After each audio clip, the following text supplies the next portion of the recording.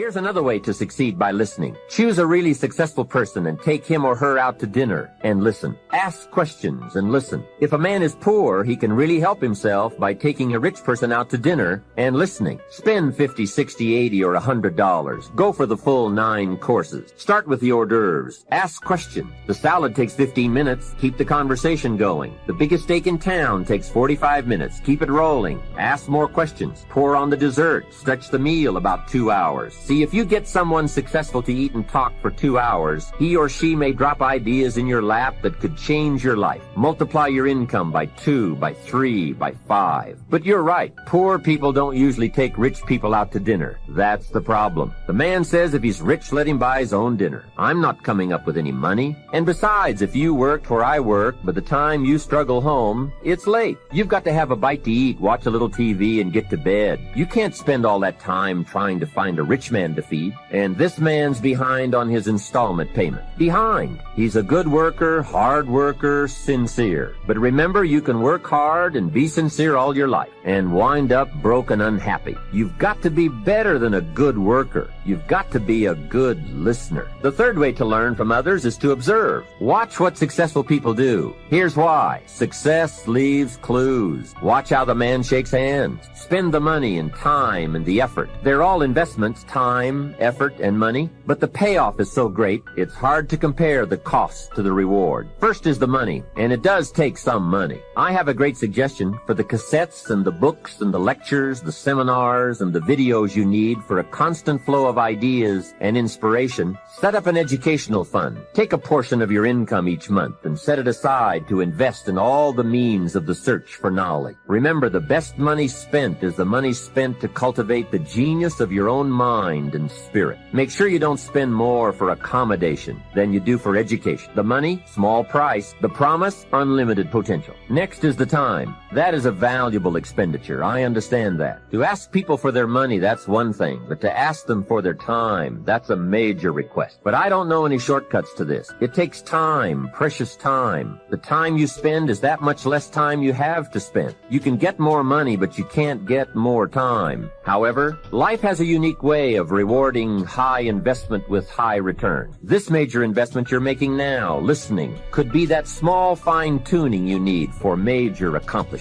And last, the investment in effort. There is a great deal of difference in casual listening and serious listening. Listening to know, listening to learn, listening that opens up the whole mental and spiritual process is truly an investment in effort. Bringing heavy attention to bear. That takes effort. A mental rifle shot to strike the idea target. That takes a great deal of concentrated effort. However, this effort, high gear mental machinery, is the effort investment that opens the floodgates where ideas can work their magic for you in the marketplace. I'm going to make a statement. I don't know how it's going to fly in the room. Here I go. Education is not the most important thing in your life.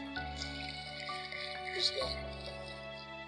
I spoke at a school one time and I said that the principal of the school came up and had me removed from the stage. I was just trying to help his students. Education is not the most important thing. Do you know how many people I know with education that ain't working? Do you know how many people I know with degrees ain't got no job? Do you know how many people I know with multiple degrees ain't making no money? The single most important thing in your life is your dream. It's your dream. It's what you dream about. It's in your Bible. It says a man without a dream or vision shall perish. It don't mention education in the Bible. The University of Jamaica is not in the Bible.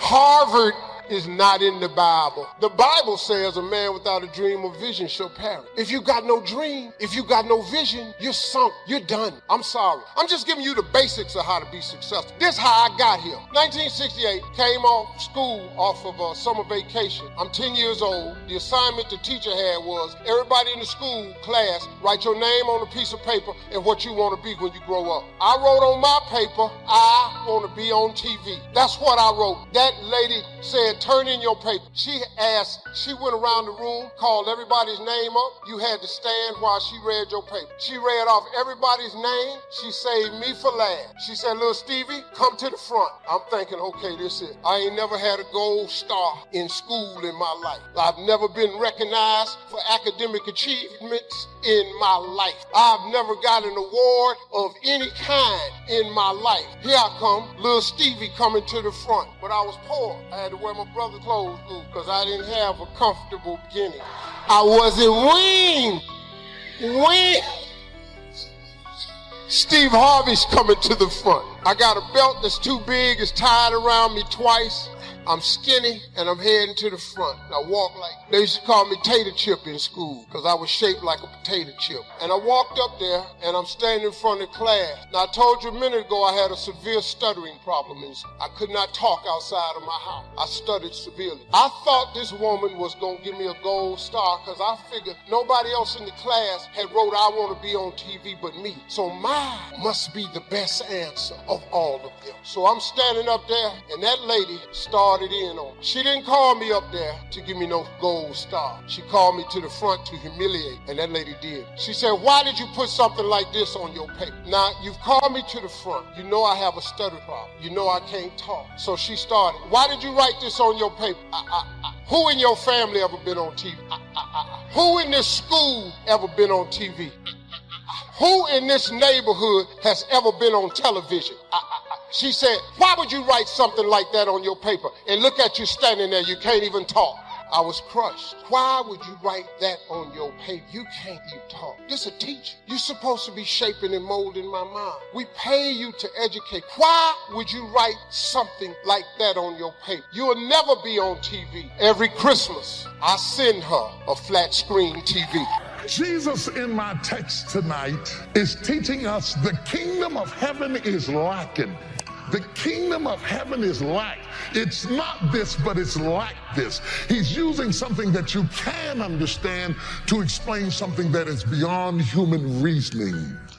The kingdom of heaven is likened unto a master, he says, who called his servants and gave them. Now, I want you to catch this. You have the master and the servant. And if you read that with your Australian mind or your American mind or wherever you came from, if you read it through the lens of that mind in the society in which you have been raised, in which you have been developed, or in which you have been extrapolated, you will miss the power of these words because you've got the master, and one translation says the master and the slave. And the master and the slave are worlds apart. Trust me, those are not the same things at all. Jesus existed in an environment where most of the societies in which he lived during his era were in a caste system. It was not a democracy. A caste system suggests whatever status of life you are born in, you belong there. So if you were born a slave, then you stayed a slave. If you were born a master, you stayed a master. If you were born poor, you stayed poor. If you were born wealthy, you stayed wretched. There was no feeling of responsibility to raise one person up into another status of life. It is a caste system, the haves and the have-nots, the ins and the out, the master and the slave, the rich and the poor, and never the twain shall meet. So the whole notion that this master who owns the slave is getting ready to go on a trip, and he doesn't give it to his children, he doesn't give talents to his heirs, he bypasses his neighbors and gives it to a slave, is shocking. You don't give your master stuff to a slave. That's crazy. That's awesome. That's mind-boggling. The slave has been gifted with master stuff. He didn't earn it. He didn't work for it. He didn't labor to get it. He has been gifted. God wants you to understand, as far as the master is from the slave, that's how far we are from God.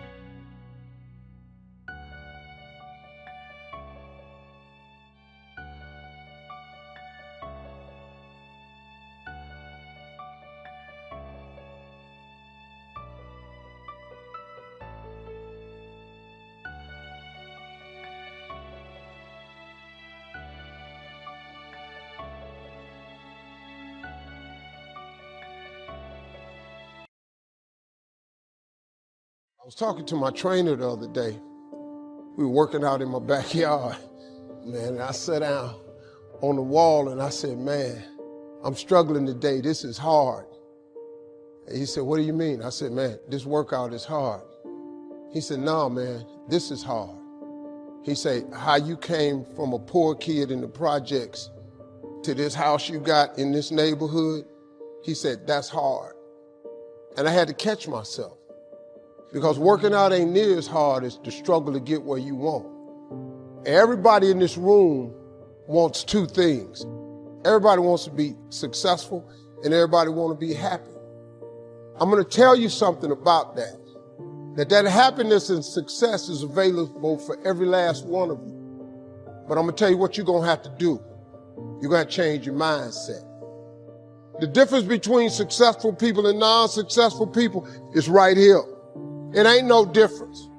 I ain't got no more than none of y'all got.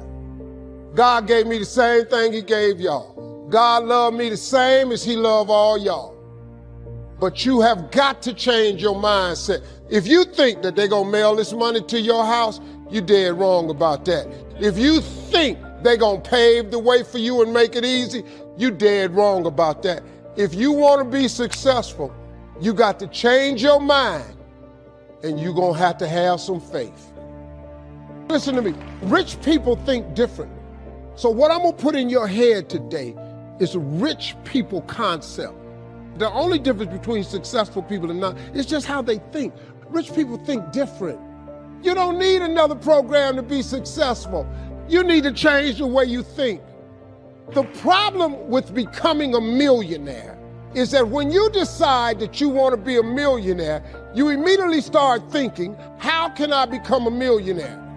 Well, that thought don't just pop into your head, so you get frustrated and you don't become a millionaire. And you start creating stuff like, well, I guess this wasn't the Lord's will. You can't think of how to make $1 million. Stop. But suppose I told you how you can become a millionaire with what you have. I am here to tell you that you can come from nothing and become something. Because here's the deal. All of you have everything it takes to become rich. You just don't believe it. I have the way for you to be rich. This is it. First of all of you have a gift. God gave it to you when he created you. The two most important days of your life is the day you're born and the day you discover why. All you have to do is uncover this gift that God gave you at birth. God never created a single soul without giving them a gift. That's the God that created you. He's a very smart God. God put what you needed inside of you at birth. All of you have a gift. But you have got to do your gift. The thing God gave you at birth to do. It is the thing that you do the absolute best with the least amount of effort. That's your gift. Anything else you doing, you wasting your time. Do most of you know what your gift is? Okay, let me tell you what you do. Go home today. Sit down and have one conversation with yourself. What is the thing that I do the absolute best with the least amount of effort? Write it down. I don't care if it's babysitting. I don't care if it's painting. Whatever it is, it's what you do. Sing it. Whatever you do the best, write it down. That's it. You ain't got to go asking a bunch of people. Now, let me ask you this question. This thing that you're gifted at, if you did it for somebody, do you think somebody would pay you $10 for your gift? Could you babysit for $10? Could you cut somebody's hair for $10? Could you cut their grass for $10? Could you do something for $10? Everybody. Don't you have something somebody would give you $10 for? Okay, now, once you have something that somebody's willing to pay you $10 for, this is how this works. It's called the multiples of 10. See, you don't have to figure out how to be a millionaire. You just got to figure out the thing that makes you $10. So now here we go. You do it and you make $10. Soon as they pay you the 10, go do it 10 more times. Whatever it was. Watch some more kids 10 more times. Get another 10. You got $100. When you get $100, whatever you did to make that $100, do it 10 more times. You'd have made $1,000. Whatever you did to make the $1,000, don't get smart. Stay stupid now. Do it 10 more times. Hold up. Now we finna grow a little bit, but guess what you gotta do to grow? You just gotta do some more. Whatever you made $10,000 doing, I need you to do it 10 more times. What you tripping for? If you do it 10 more times, you got $100,000. Now you might have to hire some people to make this happen. You gotta figure that part out. But all you gotta do is do what you did for $10. Once you make $100,000, if you just do it 10 more times. Here's the big challenge of life. You can have more than you've got because you can become more than you are. And of course, the other side of the coin reads, unless you change how you are, you'll always have what you got. I have found in my experience that income does not far exceed personal development. Now, sometimes income takes a lucky jump, but sure enough, unless you grow out where it is, it'll usually come back where you are. If somebody hands you $1 million, best you become a millionaire quickly, so you get to keep the money. Otherwise, sure enough, it'll disappear.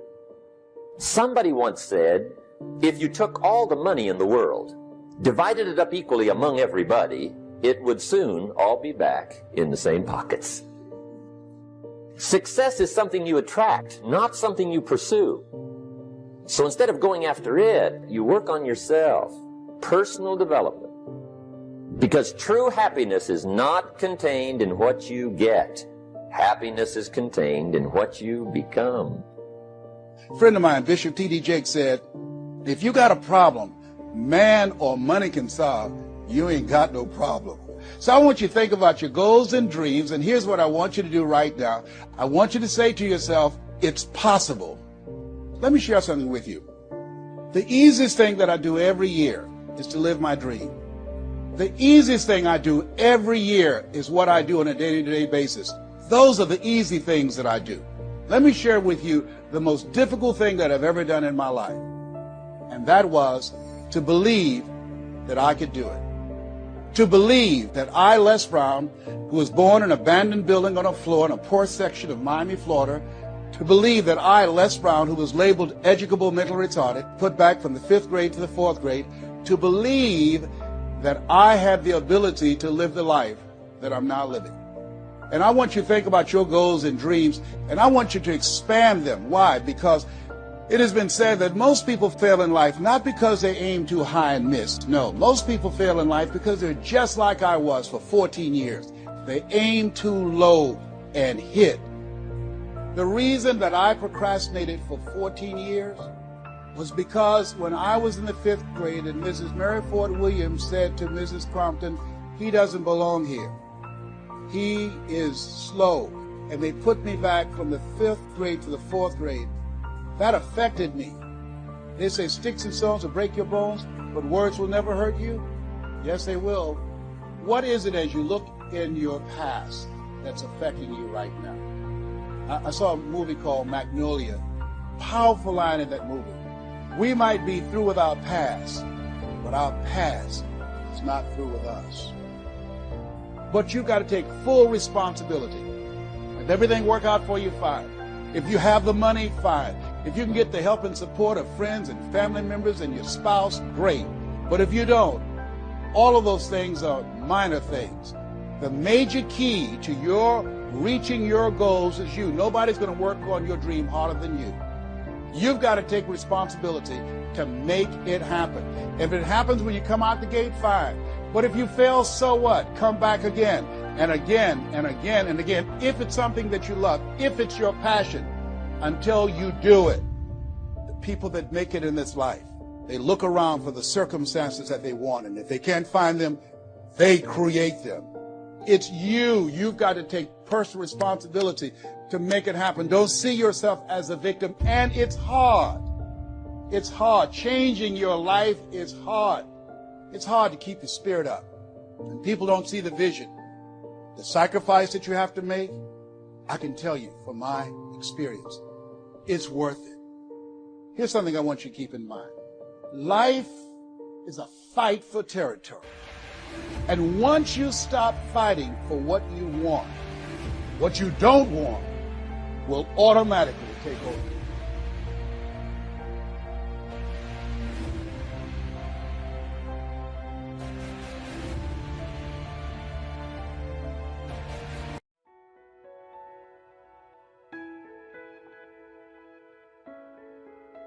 True leadership is when a leader takes other followers and makes them leaders. That's true leadership. So when your message has to stay consistent, I have a duty. The first thing we must know is our why. Why? Because I am a child of God. Stop right there. My how and my what, all the tangible things that gets me to those places. But when you talk about why the message has to be consistent, because the right people connecting to the right message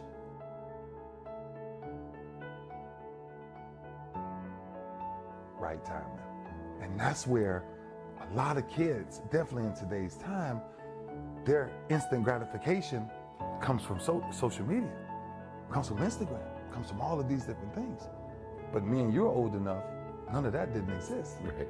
So who did we have to lean on? It was a foundation. And so that foundation is what I believe why kids struggle so much these days, not just kids. Because the foundation of what I've always understood is what I've always exercised my whole life. Since I was a junior deacon in the church since 10, right? You ever went to church sometimes, right? And you ain't been in a while. And then you go back, and as soon as you get in there, the first paragraph sounds like the pastor's talking directly to you. What about me? Do he know my business? Yeah. But all it is just confirming the disconnect. Yeah. And he's talking through. Absolutely. Right? Through. Absolutely. Man, look, we have a real duty. And I'm telling you this, like, this is why I'm so inspired to change one life a day. Maybe I change more, but one life a day. Why? Kid called me last night. Papa, I'm really frustrated going through this. I sent him this information. He has cancer with some stuff, dealing with some stuff. He came back. He was like, I never knew that I had the choice to live. I say, absolutely you have the choice. But watch what happens. And I'm going to use the analogy of animals, right? Why is a lion the king of the jungle? He's not the biggest. He's not the strongest. He's not the fastest. The only thing that sets a lion different than an elephant is his mentality. That's it. When he walks up, he must be respected. Period. An elephant weighs 50 times more than this lion. So why wouldn't an elephant look at the lion and say, mentality? If an eagle flies at a certain altitude, if he bumps into another bird up there, it must be another eagle. Because pigeons don't fly at that altitude. They can. They can, but they don't. And so that's where we have to really understand what life really is. Life is really being that leader that inspires other followers to become leaders, not follow. The only reason eagles fly alone, this is why eagles don't flock. You rarely see an eagle with other eagles. They don't want to be affected by the perspective. By other people's perspective. My man, when I was 23 and I would like see some of my high school friends for like football during Thanksgiving, and they all looked at me like, oh, you work at your dad's liquor store? My man, the chemicals in my body, I love it. The adversity, the negative is the advantage. Mm-hmm. People fear losing. And when you're losing from the get, when you start off losing, you don't fear losing, you just convince yourself the game is rigged and you start dwelling. If I can get you to stop dwelling, and if I can get you to stop fearing losing, then you're off to the races. I leave money on the table every day. I can Tony Robbins and Oprah this shit to the fucking end of life. I'm just not interested. I'm interested in doing me, documenting what I'm doing, putting out content, and if you happen to pick up on that, you're pumped, and you want to email me and say, you know, I was this and now I'm that, that's a high that nobody can ever understand, but I don't want to do that full time. I don't care what your point of view is. I went to Mount Ida College, 95% minority kids. I went to the mall 7 times in the first 14 days that I went to Mount Ida College. I got pulled over 4 times. You know why? Because the other 3 kids in the car with me were black. I'm like, unless you live that, you can't understand that. And I didn't live it. I lived it, I was close to it, but I'm still not it. But like, don't sit somewhere where you've never interacted with a culture and judge. You don't know what you're talking about. In the same way in reverse. Like when I'm on shows like this, or when I talk to homies, where I'm talking to the culture, and I'm like, yo, I got friends who have $10 million in the bank, trust fund babies who are more miserable than you. They're like, get the hell out of here. I'm like, you have no empathy. That sounds good. Right. What do you think it feels like when you've lost before you started? Because no matter what you accomplish, everybody's gonna be like, your daddy put you on. You suck. Michael Jackson.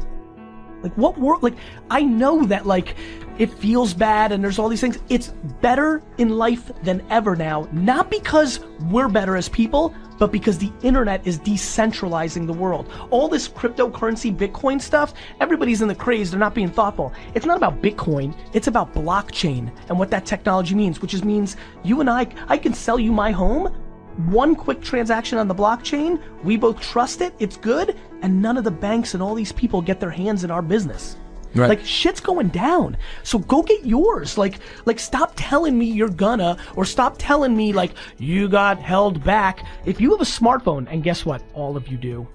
Well, then you have a studio in your pocket.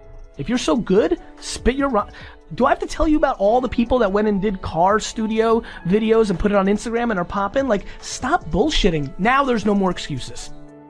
Here's what's gonna happen over the next 100 years, and I'm glad I'm putting it on film and audio right now, because either maybe I'll be alive because technology's changing, or my great-grandkids are gonna be proud of me.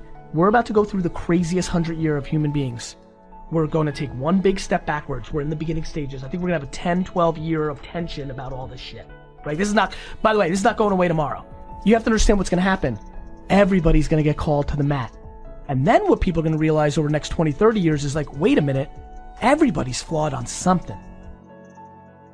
Who's perfect? There's not a person in this room that doesn't do something that all the rest of us would judge as a real bad thing. It's just the way it is.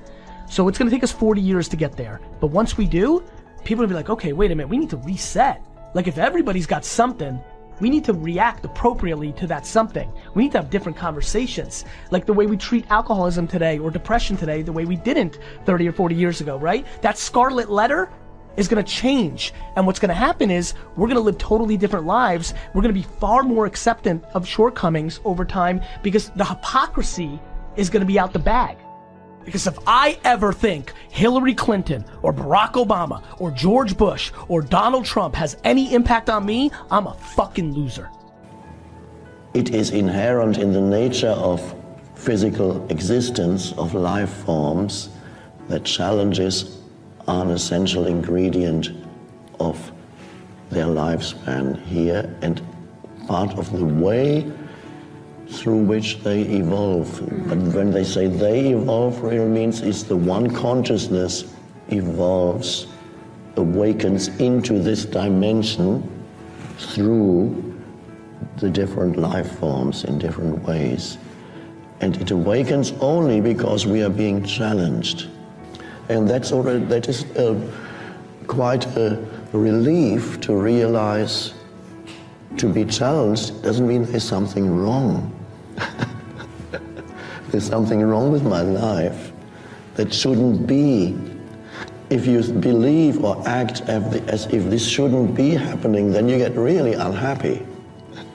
Then the challenges become transformed into unhappiness inside you. If it's not unhappiness, it's resentment. If it's not resentment, it's anger, it's self-pity, it's complaining, it's despondency. So, for the simple reason that you are misunderstanding the very purpose of life and expecting something that your mind has come up with. It should be different. Some people are afraid of not succeeding in whatever they do because they have a their self-image, which is derived from thinking, would suffer. If I fail at something, then my self-image will be injured, and therefore I'm not even going to try. And again, that's to do with deriving your identity from thinking. And even the thought, I have failed, is a lie. I am a failure is an even greater lie. You have not failed, you can simply reinterpret and say, I have learned something here. This is not for me, for example. So, but why believe the lies that your mind produces? So, as you know, many people live with a very hostile mind. But those people their motivation would probably be very great, I would hope, to get out of their minds. But first they need to realize that their problems are self-generated, mind-generated.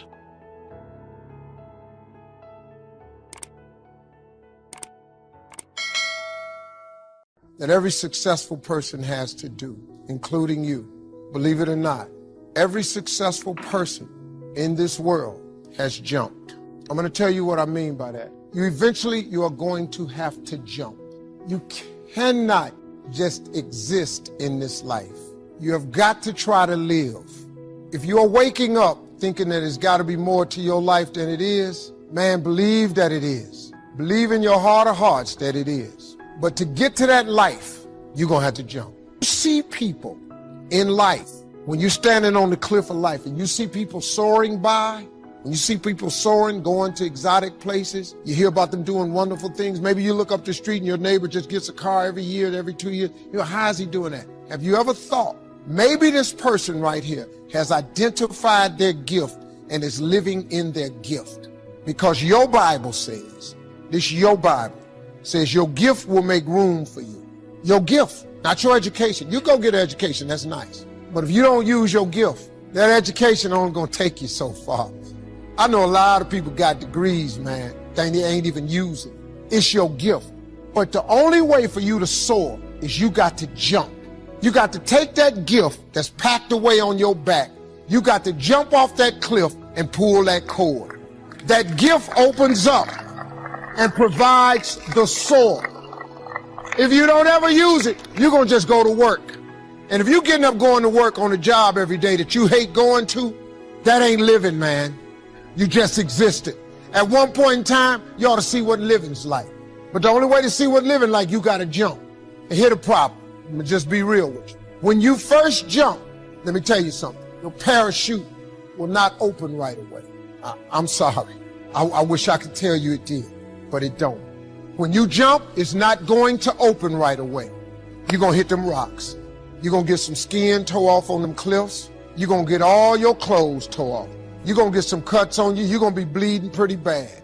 But eventually, the parachute has to open. That is a promise of God. Here's another thing. You can play it safe and deal without the cuts and the tears. And you can stand on that cliff of life forever safe. But if you don't jump, I got another promise I can make you. Your parachute will never open. You'll never know. You'll never know what God really has. I was speaking at a school once. I was talking to the students. The principal was mortified with my message because I was telling the truth. I was telling the kids, your education is important, but your education is not the most important thing in your life. I'm sorry, it's not. Your dream is the most important thing in this world. Principal came up on the stage while I was speaking. Don't ever say that to my school again. Well, I'm just telling you, dog. You can save your kids a lot of pain if you ever talk to them about their dreams. You got to talk to young people about their dreams. If you talk to kids about their dreams, your dreams can spur you to get the education. But if you never find out what a child is dreaming about, you can't hold their attention. It's the dream, man. You got to dream about something so big that it dwarfs all your fears. The way you overcome fear is with your dream. You got to make your dream so big that nothing matters except that dream. You're willing to do everything that's necessary. I was listening to Will Smith the other day. Will Smith said the best things in life is on the other side of fear. It's on the other side of fear. But fear freezes people, man. The fear of failure freezes people. Suppose I don't do it. Well, you might not make it. But I got news for you. If you don't do it, you damn sure ain't gonna make it. Faith is the substance of things hoped for and the evidence of things not seen. I talk to so many people who get older, like some of us are, and they've lost the faith. Well, faith is really simple. It's the Faith is the substance of things hoped for. All that means is in the beginning, you just hope something pop off. You know, you just kind of hope something happened for you. I was hoping I would get on TV. I wrote it on a piece of paper when I was 10. I want to be on TV. The problem I had when I wrote it at 10 was I suffered from a severe stuttering problem. I could not talk outside of my house. So can you imagine when I wrote on a piece of paper, I want to be on TV, and turned that in? First thing the little boy next to me asked me, he 10, well, how long is your TV show going to be? Because you're going to be on TV all day. But when I wrote it on the paper, it wasn't factual. It was just hoping. You just got to start with the hope. Faith is the substance of things that you hope for. You just hope something, Joe. Then what happened is, through grace and favor, he give you a couple of them things you hope for, and then you're supposed to start believing then, because now it turns into faith. But if you take this scripture, faith is the substance of things hoped for and the evidence of things not seen. Albert Einstein said that imagination is everything. It's the preview to life's coming attractions. That's what your imagination is. Your imagination is actually very, very real. Everything you imagine could be a preview to life's coming attraction. Everything we have today came from somebody's imagination. We're talking about the future education, and I was taking the approach from adult learning theory and brain science, and he was approaching it from more technology and scale. And somebody who was listening asked the question saying, is there anything missing? You know, what's missing absent theory and technology? And we were talking about it, and we came to the conclusion is understanding human motivation. Because motive matters, right? And what drives us. I always tell people that there's a success formula. I subscribe to it. I call it H cubed, that it goes from your head to your heart to your hands. Especially in the personal development space, or where they teach about goal setting, you could affirm things in your head, or think things in your head, or visualize things in your head. But if you're not acting with your hands, there's something that's missing, right? There's an incongruency there. And what I tell people is, check in with the second H, which is your heart, which is the symbol of emotion, the energy of motion. And so I feel like that's the fuel that fuels the car, that gets you to take action for something. And I do believe what got me through it is figuring out what my why was, right? I don't want people to suffer the way I did. If I can do anything about it, for me, it's like no brain left behind, right? Because I live with that identity for so long. And my message to people, whether it's on stage or on the podcast or anything, is that, we are more than what we're demonstrating, that we've been sold this lie, that people are taught through school. Like when I do these demos and I on stage memorize 100 names and words and numbers forwards and backwards, and it appears effortlessly, I always tell people I don't do this to impress you. I do this to express to you what's really possible, because the truth is everyone can do this too, and so much more. Apply towards creativity and focus and flow and problem solving and thinking and really overcoming the biggest challenges of their life, and maybe even the world. The challenge is we were taught a lie. We were taught a lie that somehow our intelligence, our potential, our learning, our memory somehow is fixed, our creativity is fixed, our thinking is fixed, like our shoe size. And what we've discovered, as you know, more even about brain science, in the past 2 decades, we've discovered more than the previous 2,000 years. And what we know is that we're grossly underestimating its our own capacity to be able to grow, to be able to contribute, to improve our intelligence and our influence and our impact. And I want to kind of pull the veil behind and just say, hey, this is about transcending. This is about ending the trance that we're not good enough, that we're not smart enough, that we're not this genius, and telling the truth. The Bible, how to set goals, how to close sales, how to plan your life. You can learn so many things while you're there in your car. Feed your mind. Second thing I would encourage you to do is start reading something good every day.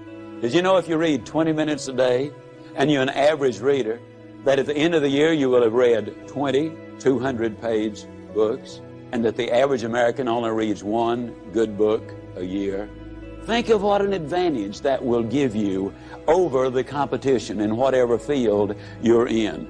Now, who does these things? Well, Mary Kay Ash of Mary Kay Cosmetics told me that she would never get in her car without a cassette that she could listen to while she was going somewhere. H.L. Hunt, worth $3 billion at his death, listened to cassette recordings until after he was 80 years old. Wallace Johnson, one of the co-founders of Holiday Inns International, over 80 years old, tells me he listens every day and reads at least 2 good books every month.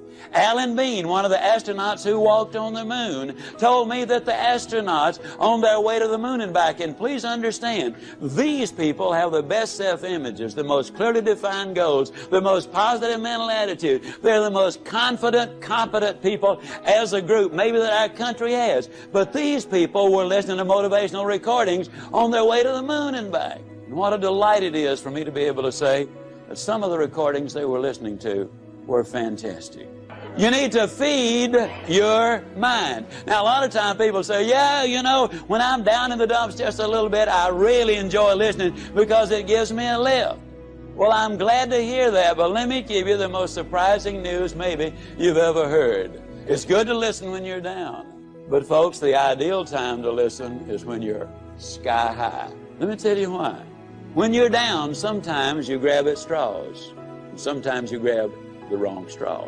Also, a lot of times, and here's the real benefit to listening, it triggers your imagination, stirs up all of the stored information which you already have in your mind, and a lot of the good ideas then come forth.